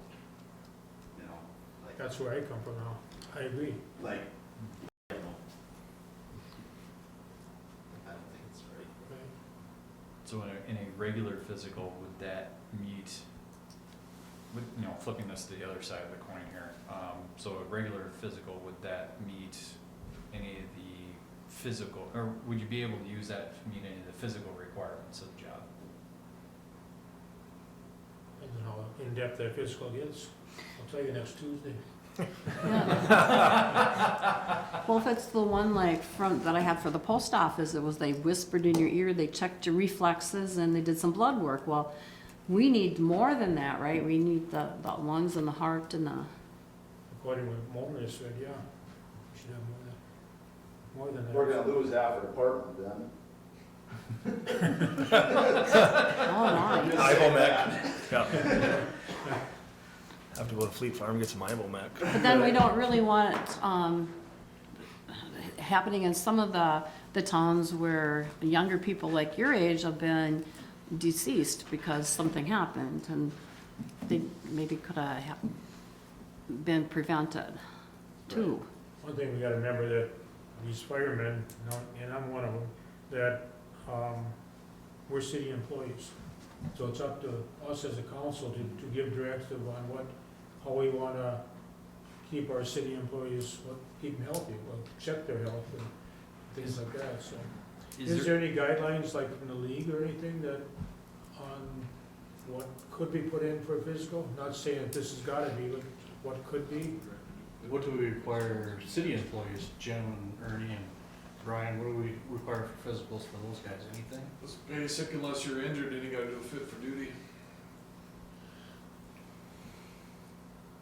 And I don't know what that consists of. Fit for Well, duty? we have a medical director, I mean,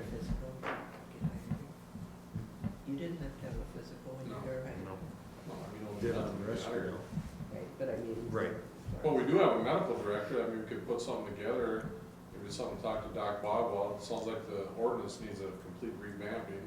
I think That's one of what the I was last gonna say. rescue meetings, he was there, Doc Bob was there, and he thought the DOT physical was good. And I I'm can saying check it's with not. the league and see, I can check with our loss Yeah, control. instead of trying to rack our brains and come up Yep. with something that might not, They have a fire track in League of Minnesota Cities is At the coming loss up, control, yeah. at the loss control, which is coming up here. But I in can, April. yeah, we don't I have to think wait there's till some April. different I can standards call too, our I loss mean, control. you got guys, entry guys versus not entry guys, I mean, you got some different standards.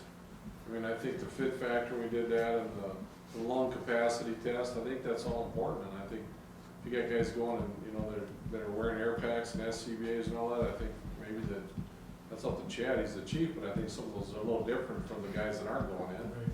So That's where what- pulmonary Absolutely. comes in. Stress, Which it gets pretty maybe should be stressful when you're yearly. strapped in. Maybe it should be yearly if, that's something we have That's to look something, at. you know, maybe Chad can talk to Doc Bob about, maybe something we need to work on. We've been talking about the SOPs. I think Chad, you guys been talking about that a little bit too.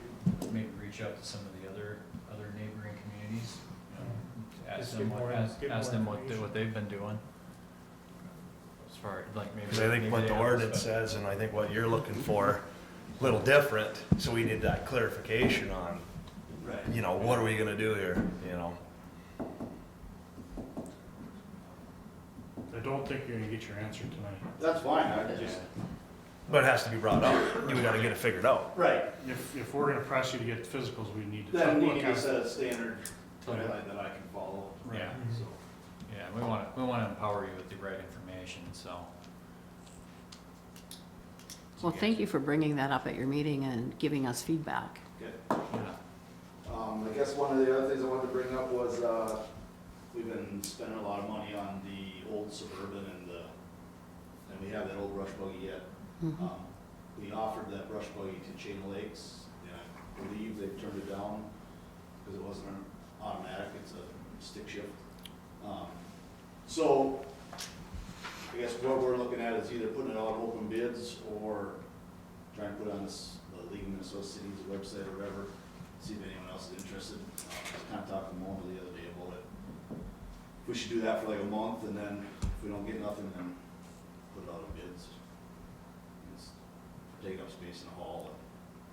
Is that similar to what we did with the old squad?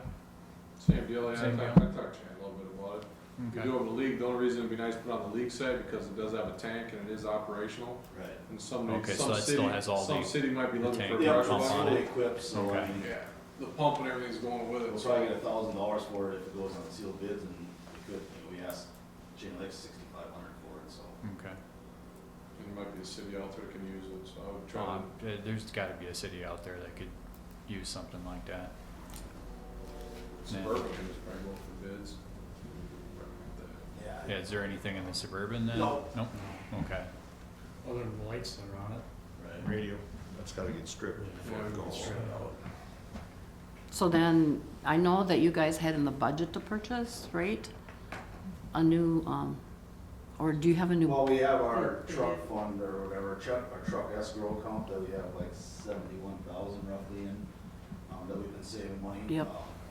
So that is our plan, yes, to purchase like a half-ton four-door pickup, just as we're not gonna load anything in it, it's just gonna be bringing to the scene to throw dirty hose in and stuff like that, a manpower vehicle, to get the hose back to the hall and wash it up and stuff.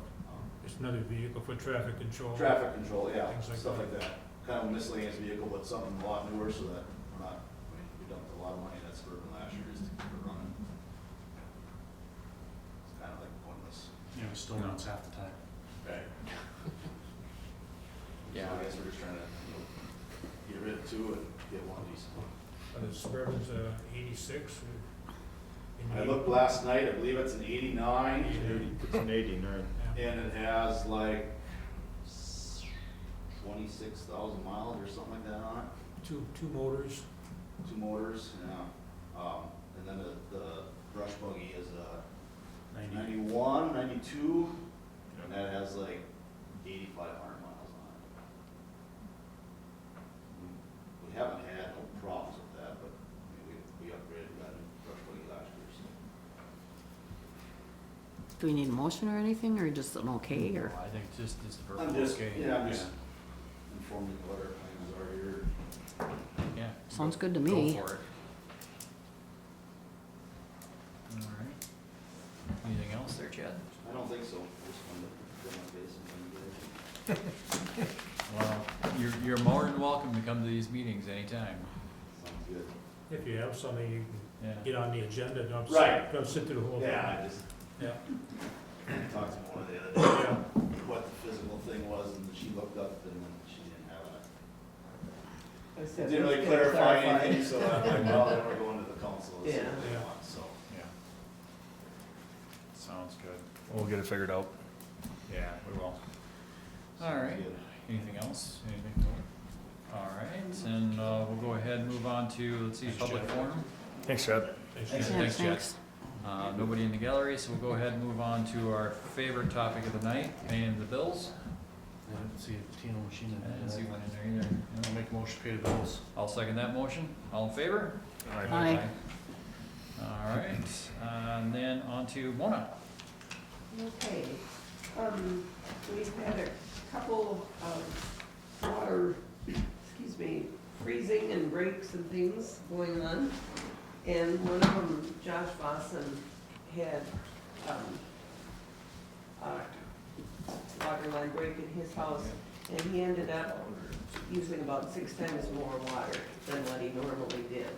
So he was wondering if he could work out some sort of a payment plan, he said, because he said, can I have maybe up to 6 months to pay it? And I said, I didn't think that would be an issue, but that I needed to bring it to you to find out if you were okay with that. His bill ended up, where normally his last one was like $160, this one is about $750. So, I say you put him on a payment plan, Yeah. if he starts missing payments and he's due. okay. Yeah. And then, Jim, do you want to bring up the other questions that you had on, do you remember the other questions you had? The water. On the water. We had Todd's Place, there was Yeah. a break there. We had a total of four leaks throughout the system. We could tell at the water plant on the graphs that something was going on, so we went out with our new fancy meter reading equipment. We found 2 of them that way. 2 of them, we went and searched, and Todd's Place was one, the rest home, the old rest home. There was 110,000 gallons went through that, right from the basement door, and oh yeah, there it is. And the boilers had quit and froze and broke, the sprinkler system. Only 30,000 came to the sewer because part of that is ground floor. It absorbed it well out of that 110,000. And you're pretty comfortable with those numbers so that we can bill them? I'm very for that? comfortable with those numbers. So we're gonna bill them the 110,000 on the water, on the water, and then 30,000 on the sewer? Okay.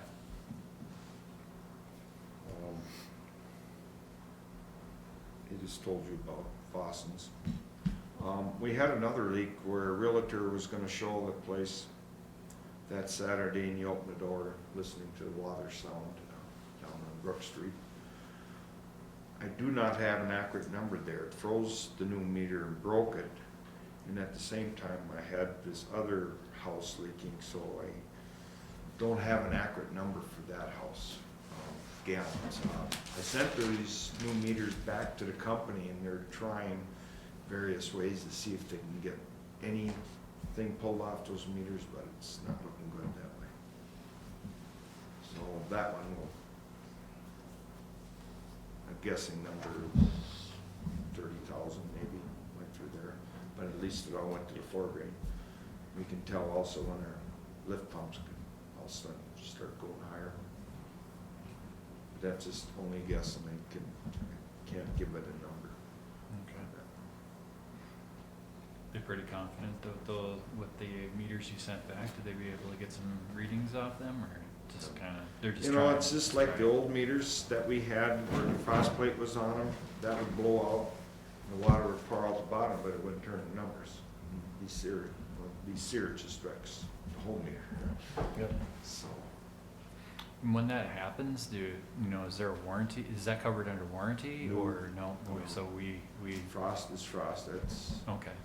I figured So as would, much, but. homeowner's insurance pick that up, or is that something on our end? well, they would, like this house now, and Todd's, and, well, those two will be charged with new meters. Okay. And it's we were here a week ago. Well, in a week, a furnace does go out. Hate to say it.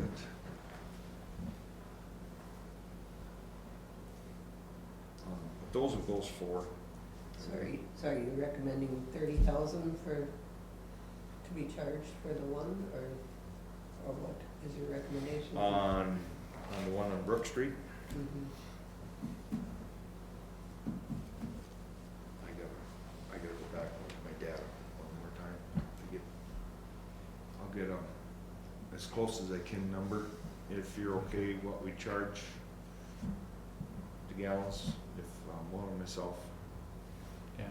Do I need to bring that back to the council? Or Work with Troy. look at Troy?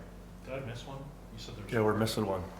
Oh, the other one. Rasmussen? That one was, his father came and turned the sprinkler system on, and that froze outside, and was spraying all over the side of the house. But it was coming out into the street, and he's got a 6-foot fence, so he couldn't see it, couldn't hear it, but the water was in the street, and it looked like it was coming up through the cracks. So that one, that got metered. That one did get That one got okay. metered.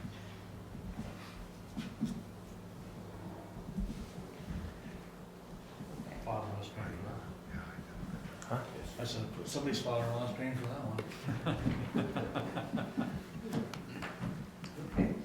And you have the cash and investment report as of January 31st, it's there. And then I was just came to my attention in the last couple weeks, that probably some of you aren't aware, the Healthy Communities Fund that we have, that we've done a lot of fundraisers and things like that for the community center library building.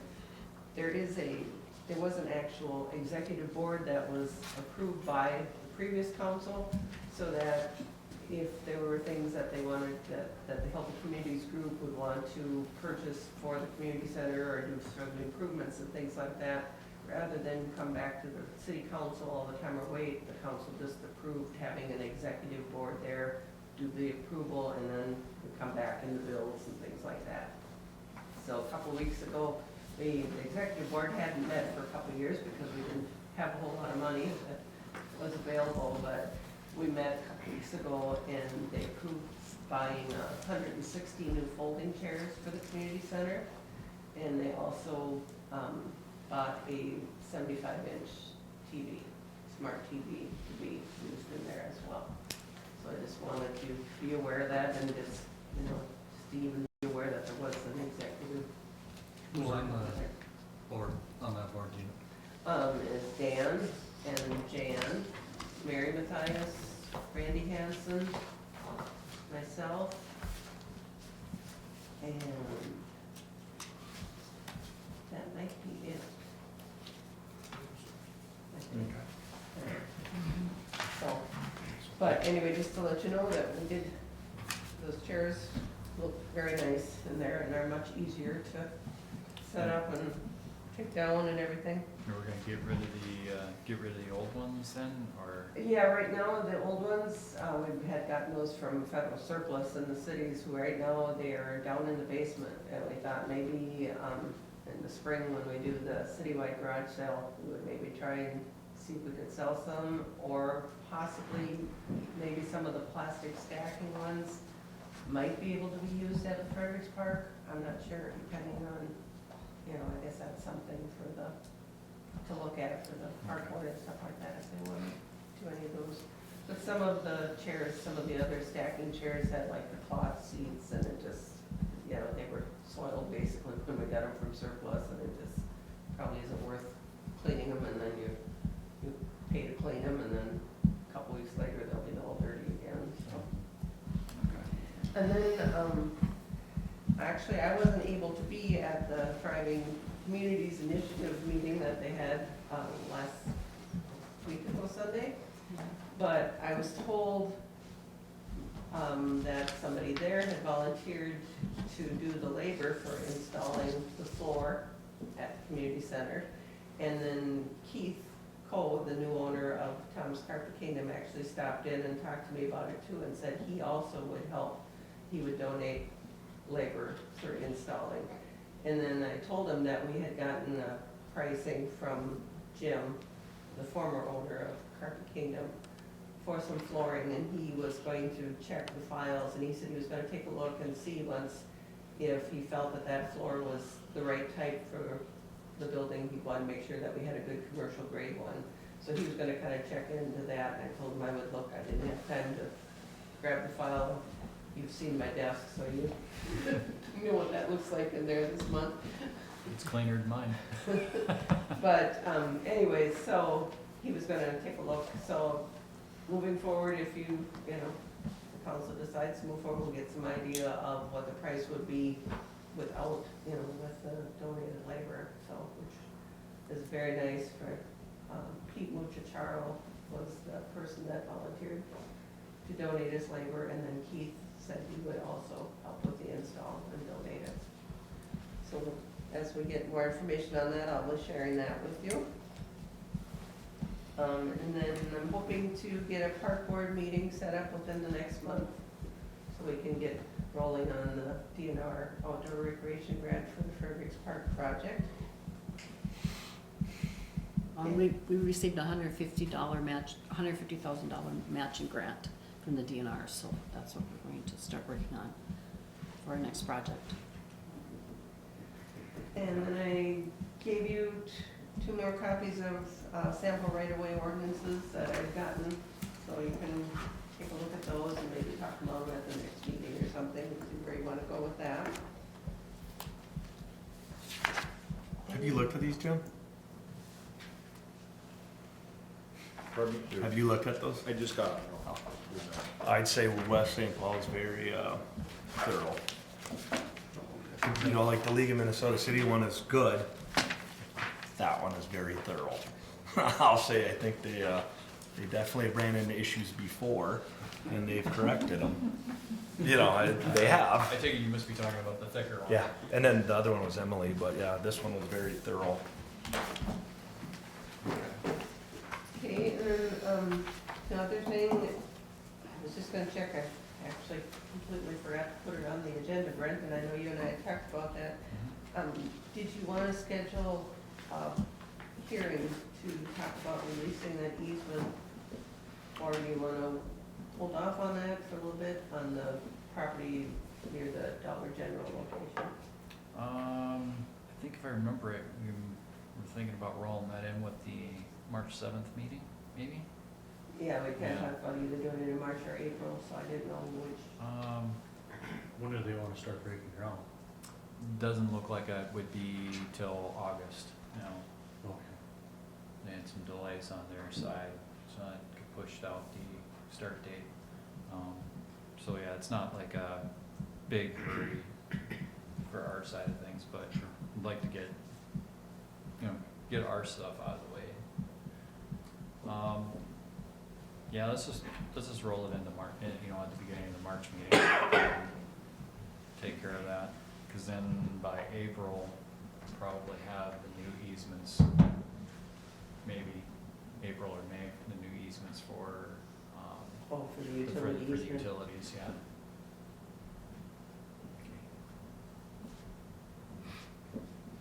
And that's all I have.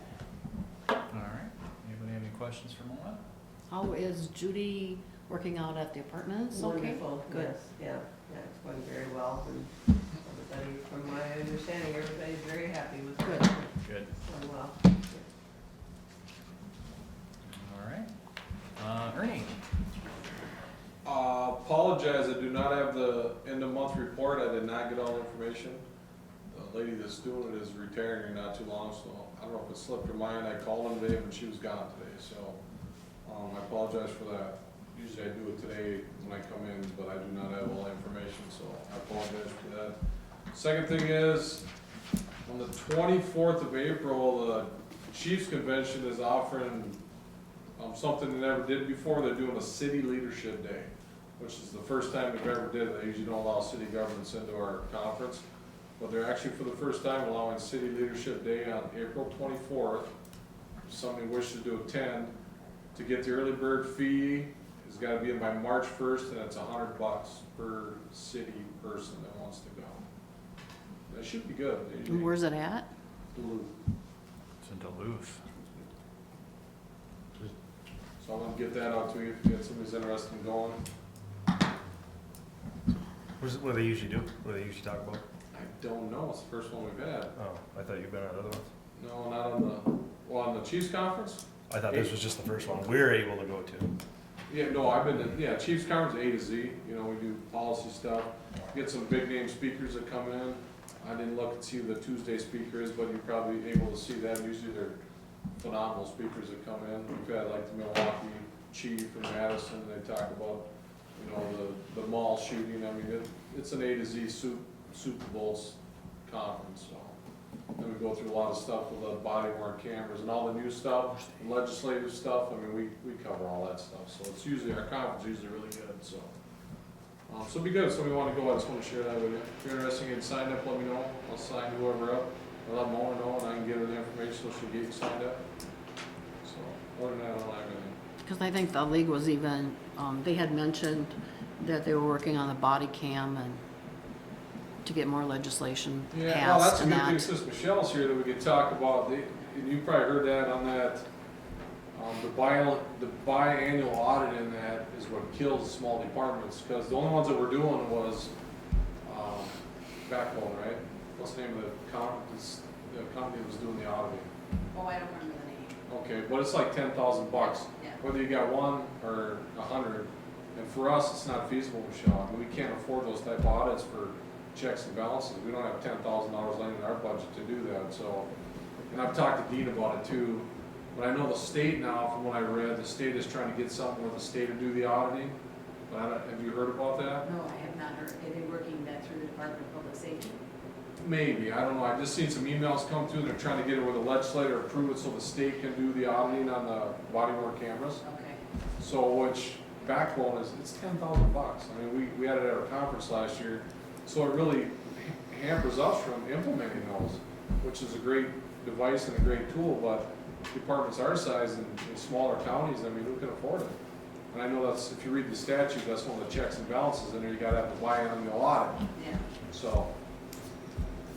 Well, and so much of the time those are written for larger departments. And it's really a Absolutely. challenge. It's a Absolutely. real challenge to make sure that the smaller departments can. I know we've talked about potentially doing grants. Now, the ongoing, you can't do a grant for ongoing, but with that initial cost of purchase of the equipment, but.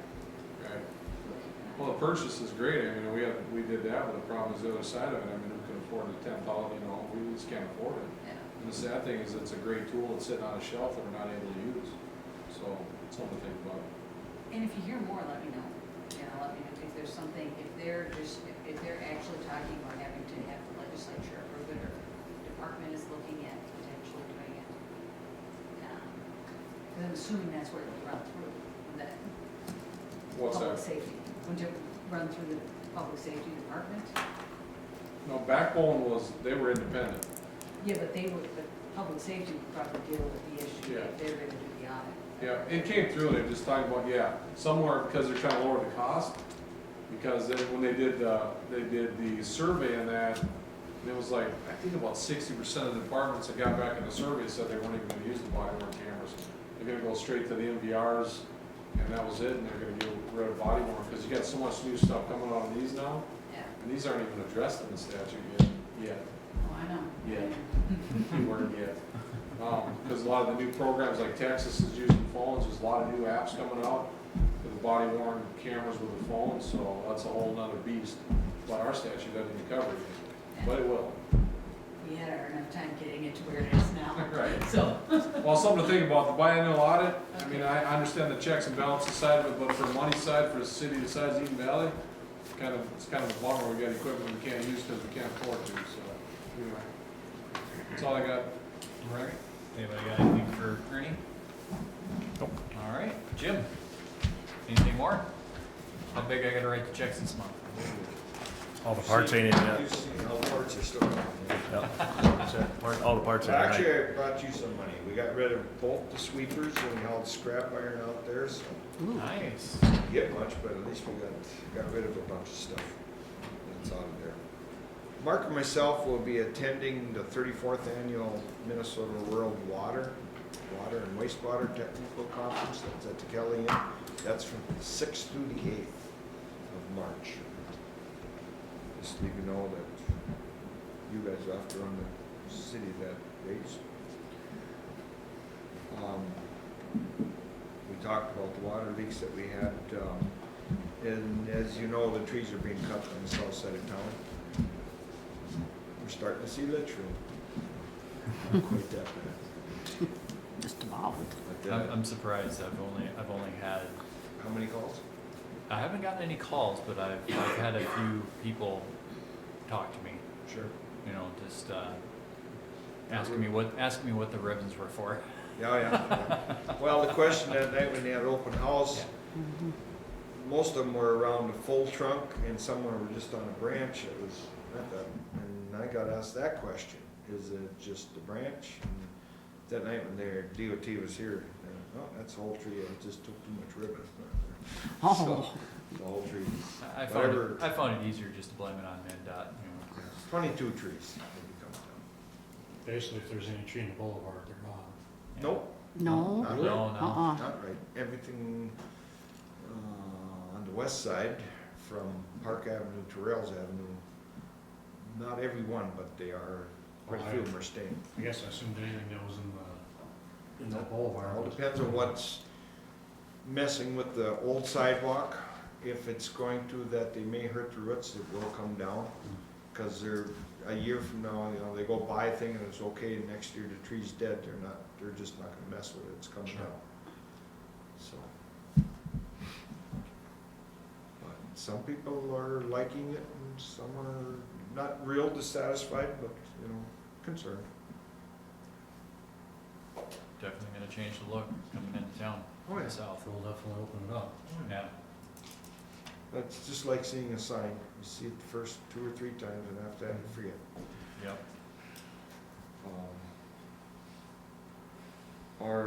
I emailed the company today on those radar signs. They're gonna be here in March.